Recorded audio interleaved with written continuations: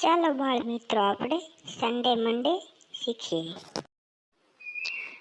SUNDAY Sunday એટલે રવિવાર. MONDAY મંડે એટલે સોમવાર. TUESDAY ટ્યુઝડે એટલે મંગળવાર.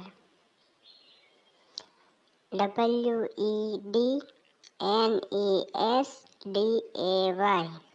વેનસડે એટલે બુધવાર. THURSDAY થર્સડે એટલે ગુરુવાર. FRIDAY ફ્રાઈડે એટલે શુક્રવાર. SATURDAY સેટરડે એટલે શનિવાર. અમારી ચેનલને લાઈક કરો, શેર કરો અને સબસ્ક્રાઈબ કરવાનું ભૂલશો નહીં આવનારા વિડીયો જોવા માટે.